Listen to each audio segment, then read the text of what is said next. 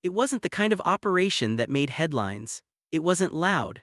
There were no explosions, no special forces dropped into the heart of enemy territory, no dramatic shootout caught on grainy night vision. But what Mossad pulled off in 2012 sent shockwaves far deeper than anything a missile could have achieved. They hunted and eliminated. If you enjoyed this breakdown, don't forget to like, subscribe, and drop a comment. Your feedback helps shape what we cover next, and you being here keeps the conversation going. Thanks for watching. See you in the next one. Mahmoud al-Zahar, one of Hamas's top intelligence officers, without firing a shot.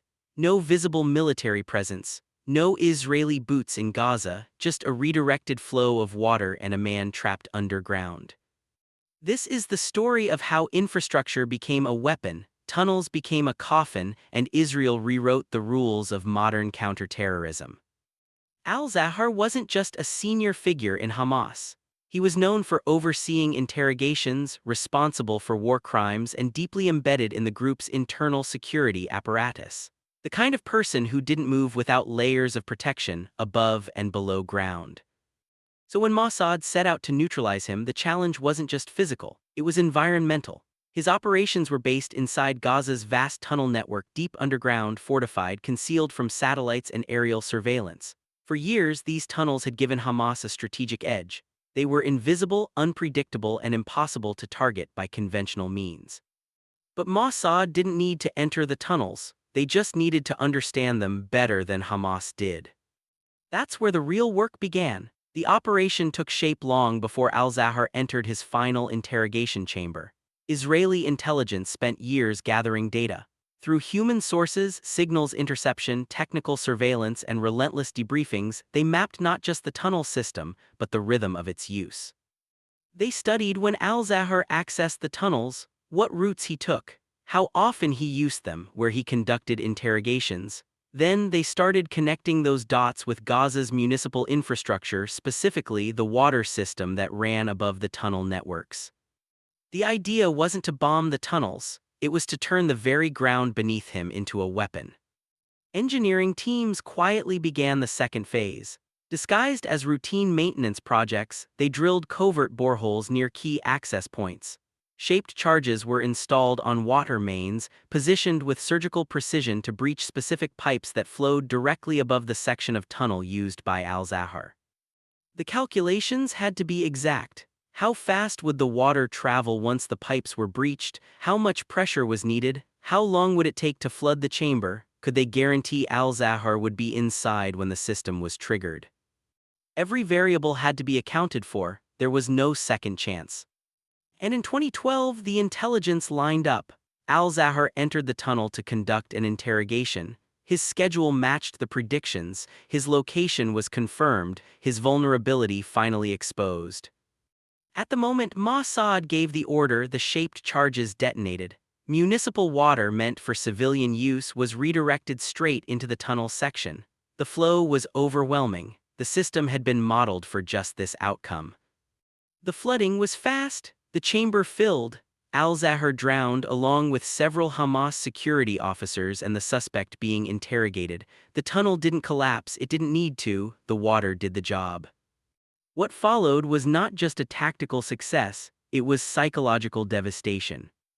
Hamas knew instantly this wasn't an accident. An investigation confirmed the worst-case scenario. The flooding had been precise, intentional, and designed around al-Zahar's movements. The infrastructure had been breached without detection. The tunnel system they once viewed as untouchable was now vulnerable. They realized something chilling. Mossad hadn't just infiltrated their schedules, they infiltrated their environment. Hamas's strategic response was swift. Tunnel reinforcements were ordered, new drainage systems were installed, sections were sealed off, construction slowed, security protocols changed, but no engineering fix could undo the core problem: the tunnels could no longer be trusted. That paranoia took root. Commanders became wary of staying underground too long. Meetings were shortened, patrols were rerouted, some facilities were abandoned entirely. The fear wasn't just about drowning, it was about how much Israel already knew. Because that's the part Hamas couldn't answer. If Mossad knew about this tunnel, what other parts of their underground infrastructure were compromised?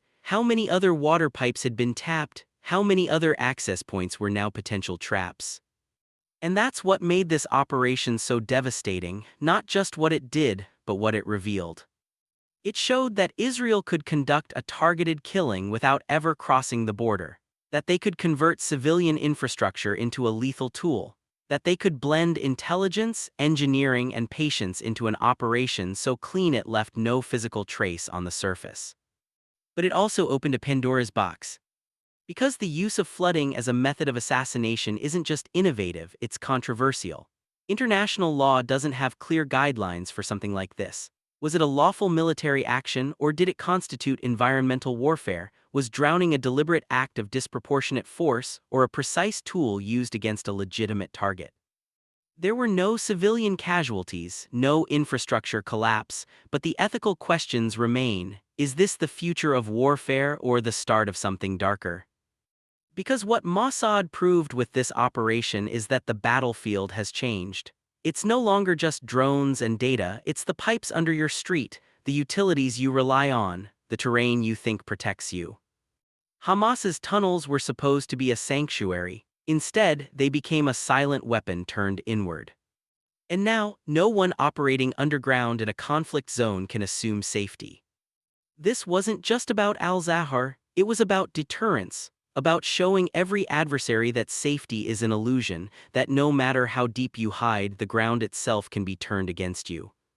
This was the weaponization of geography, of gravity, of water. If you're still watching, drop a comment. Does this represent a smart evolution in counterterrorism tactics or a dangerous precedent for environmental warfare? Like this if you're into real stories that show how modern conflict is changing right under our feet. Share it with someone who still thinks war is only fought with bullets, and hit subscribe because we're just getting started. The weight of what Mossad pulled off in 2012 doesn't really hit until you understand what didn't happen. There was no gunfire, no sirens, no Israeli aircraft hovering above, no boots crossing the border under cover of darkness. The international press wasn't tipped off, no warnings were issued to civilians. In fact, to the outside world, nothing seemed to happen that day. But underground, deep inside a tunnel complex Hamas believed was airtight, both literally and operationally, everything changed. Because Mahmoud al-Zahar didn't just drown, he was erased, quietly, deliberately, without the battlefield even being visible. His body, his security personnel, and the Palestinian suspect they were interrogating were all taken by the water. And by the time Hamas realized what had happened, it was already too late. That silence, that's what made this one of the most significant targeted killings in modern covert operations. Not because of the method, but because of what it told every single armed group in the region. We don't need to find you, you're already in our system. For years, Hamas had invested heavily in its tunnel program. These weren't crude single-lane crawl spaces. They were structured, reinforced, ventilated, and strategically mapped for smuggling, ambushes, and protected movement of personnel. Some were used to move weapons, others to store materials. But the most secretive were reserved for intelligence work and interrogation, places where figures like al-Zahar operated away from surveillance. And that's where the confidence grew, because in the logic of Hamas's internal structure, the deeper you go, the safer you are. The tunnels weren't just protection, they were a state within a state. But Mossad was thinking differently. They didn't want to breach the tunnel, they didn't want to collapse it, they wanted to flood it. So how do you turn a tunnel into a trap? You start by mapping the enemy's terrain, not just the physical structure but the routines, the infrastructure above, the rhythm of operations. Mossad's intelligence teams alongside Israeli military engineers began building a complete model, where Hamas's tunnels intersected with municipal water systems, where pressure could be applied, and most critically, where al-Zahar would be at a specific time. Because timing was everything. The plan wouldn't work if al-Zahar wasn't in the facility. There was only one opportunity, so Mossad waited. They tracked. They confirmed through multiple intelligence layers, human sources, surveillance intercepts, movement logs that al-Zahar would be conducting an interrogation on that day. And when he was deep underground, surrounded by his own people, Mossad made their move. The shaped charges, installed covertly on Gaza's municipal water lines, were detonated. Not enough to cause citywide panic, but just enough to release a surge of pressure into a precise section of pipe. Water that was intended for drinking, bathing, and civilian use was rerouted, weaponized, into a narrow tunnel deep beneath the city. In minutes, the system did what it was designed to do. The tunnel filled. Escape routes were sealed by water pressure. There was no rescue, no alarm, just drowning. What followed was internal chaos for Hamas. At first, they didn't believe what had happened. Flooding wasn't part of their risk assessment, but once investigators reached the site and examined the evidence, the scope became clear. This wasn't random, this wasn't accidental. Israel had found a way to penetrate the most fortified underground systems without a single soldier entering Gaza. The message was brutal in its simplicity: even here, you're not safe. Strategically, the effects were massive. Hamas began overhauling tunnel construction standards almost immediately. Internal documents reportedly showed new guidelines for drainage systems, exit points, and pressurized bulkheads. Security teams were tasked with inspecting municipal connections for tampering. Construction slowed dramatically. Confidence cratered. And that was the goal. This operation didn't just eliminate a target, it disoriented the enemy. It forced them to redirect time and resources away from operations and toward paranoia. It paralyzed the flow of activity. It undermined the mythology of the tunnel system. Because Hamas didn't just lose al-Zahar, they lost the illusion of control. This wasn't an assassination that made headlines around the world. It wasn't designed to, it was quiet warfare. Warfare that manipulates terrain, pressure, and intelligence in perfect harmony, and the implications didn't go unnoticed by others. Groups with similar underground infrastructure began asking uncomfortable questions. Hezbollah, Islamic Jihad, militants in Syria and Lebanon. How much of their own terrain was vulnerable? How much could be known through municipal infrastructure analysis? If tunnels were no longer safe, where could they hide? This is the ripple effect of a successful psychological operation. The strike itself might hit one person, but the fallout spreads through entire networks. And from a tactical perspective, Israel didn't just win, they rewrote a chapter of modern warfare. Environmental manipulation isn't new. Militaries have used terrain for centuries. But using civilian infrastructure, weaponizing water flow, targeting tunnel interiors without entering them, converting public utilities into pressure-based kill zones, this was something else. This was the blending of spycraft, engineering, and real-time surveillance to create a new kind of threat, the invisible trap. And with that innovation came legal and ethical questions. There were no civilian casualties, the target was high value, the method was controlled, but critics questioned whether the tactic crossed a line. Does deliberate flooding constitute environmental warfare? What happens when these tactics are used in other urban settings with less control? If the precedent is set, where does it stop? The answers aren't clear, and maybe that's the point. Because part of what made this operation effective was the silence. Mossad didn't confirm it. There was no formal admission, no claims of responsibility, just a void filled by fear, by analysis, by speculation. And in that void, the legend of the operation grew, not because of what was said, but because of what wasn't. Today, al-Zahar's name is remembered not for his interrogations, but for how he died, trapped in a tunnel, buried by the very infrastructure he helped build. A man who trusted the ground beneath him, only to have it flood without warning. And that fear, that doubt, it still lingers. Because now the battlefield includes the pipes beneath your feet, the systems you rely on, the environment itself. There's a reason this operation didn't become a global news cycle spectacle. No dramatic footage, no diplomatic fallout, no obvious fingerprints. And yet, what happened under Gaza in 2012 became a quiet warning to every intelligence agency, militia leader, and tunnel-digging commander in the region. Your most secure location is only secure until someone understands it better than you do. Mahmoud al-Zahar was a hardened figure in Hamas. He wasn't just a symbolic player, he was operational, hands-on, ruthless. His reputation wasn't built on rhetoric, it was built on results. Brutal interrogations, tight internal security, classified communications, and cold efficiency. His movements were limited, his trust circle microscopic, and his underground facility heavily fortified.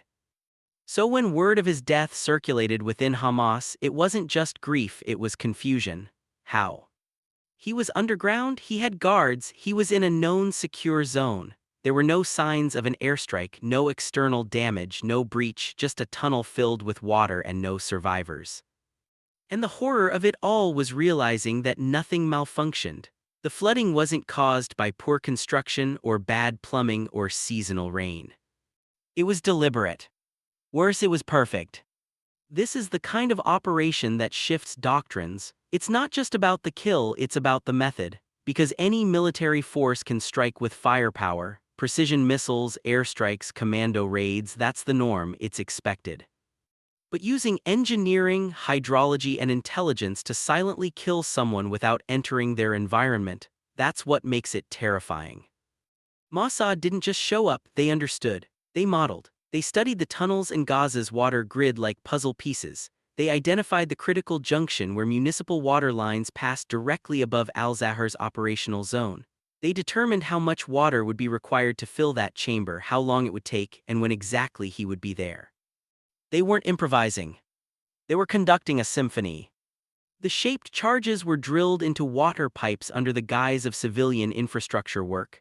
The boreholes, silent, the charges precisely placed. The moment of detonation timed to coincide with Al-Zahar's presence inside the facility, confirmed by surveillance and intelligence.